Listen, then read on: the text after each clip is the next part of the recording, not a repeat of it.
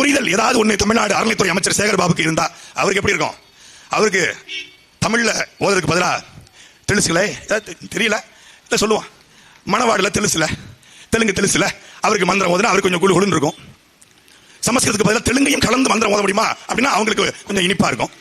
தமிழ்ல ஓதுனா அது தமிழ் வைப்ரேஷன் லாங்குவேஜ் கிடையாது. But Sanskrit is vibration language. Sanskrit is vibration லாங்குவேஜ்னா எதுக்காக ஐஎன்எஸ் விக்ராந்த், எதுக்கு ஐஎன்எஸ் விக்ராந்த் கப்பற்படையில மொத்தமா போங்க, கப்பல்ல போய் பண்ணிட்டு ஓம் சுக்லாம்பிரதமாய அப்படின்னு போடுங்க கப்பற்படையில, கடல்ல பெரிய வைப்ரேஷன் ஆகும்லப்பா.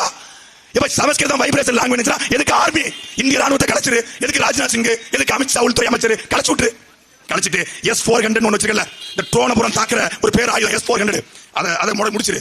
போய் காஷ்மீர் பார்டர்ல லடாக் நினைக்க, காஷ்மீர் பார்டர் நினைக்க ஒரு 500 பேரை பூணூல போட்டு நிப்பாட்டுது. ஓம் பாகிஸ்தானாய நமகசா அப்படின்னு ஒரு சத்குரு சம்கார யாகத்தை போடு. பாகிஸ்தானுடைய ஆசாத் காஷ்மீரை நீ கைப்பற்றிட்டு வந்துரு. அதான் வைப்ரேஷன் லாங்குவேஜ்ல அதுல போட்டாதான் முருகனுக்கு பவர் ஏறும்.